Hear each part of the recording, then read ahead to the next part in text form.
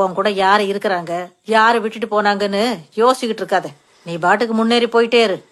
நீ தலை நிமிர்ந்து நிக்கும் போது போனவங்களாம் நிச்சயம் திரும்பி வருவாங்க.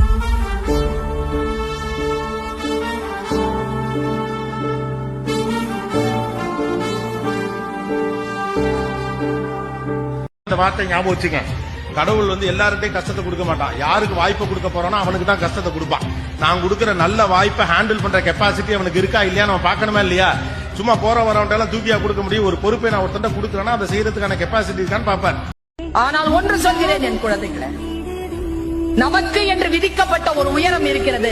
அந்த உயரத்தை எட்டாம செத்துறாதீங்க. அந்த உயரத்தை எட்டிட்டு போங்க. ஒரு முறைதான் வாய்ப்பு வாழ்க்கைங்கிறது. ஒரு விஷயம் லைஃப்ல நீங்க நினைச்சது நடக்கல, கீழே விழுந்துட்டீங்கன்னு வச்சுங்களேன், சோர்ந்து மட்டும் போயிடாதீங்க. ஏன்னா கீழே விழுற தருணங்கள்ல தான் நம்ம சுத்தி இருக்கிற மனுஷங்க எந்த மாதிரி ஆளுங்கன்னு நமக்கு தெரியும். நீங்க ஒரு பள்ளத்துல விழுந்துட்டீங்கன்னு வச்சுங்களேன், பள்ளத்துல விழுந்ததுக்கு அப்புறம் தான் தெரியும் கை தட்டுறவன் யாரு, கை தூக்கி விடுறவன் யாருன்னு. பள்ளத்துல விழுறதுக்கும் தெரியாதுல்ல. எது நாம பாட்டு டிராவல் பண்ணிட்டே இருப்போம், கூடவே இருப்பான். நல்லா வரணுமா, கீழே விழுந்து கை தட்டுவான், எனக்கு தெரியல டே அப்படின்பா. புரியுதா உங்களுக்கு? அப்பதான் கை தூக்கி விடுறவன் யாருன்னே தெரியும்.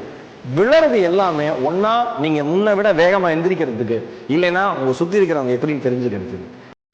நீ எதை தேடிக்கொண்டிருக்கிறாயோ அது உன்னை தேடுகிறது. நான் இதை பல தடவை சொல்லியிருக்கேன். விழுந்துருவோமா விழுந்துருவீங்க. ஏன்னா விழுந்துருவோமோன்றதுக்கு நீங்க தேடிட்டு இருக்கிறீங்க, விழறதுக்கான விஷயம் உங்களை தேடி. தோத்துருவோம். எச்சரிக்கையாக இருக்கலாமே தவிர அச்சப்படக்கூடாது. எதன் மீது நீங்க ரொம்ப ஆழமா நீங்க பதிவு செய்கிறீர்களோ அந்த பதிவு உங்களை சேரும்.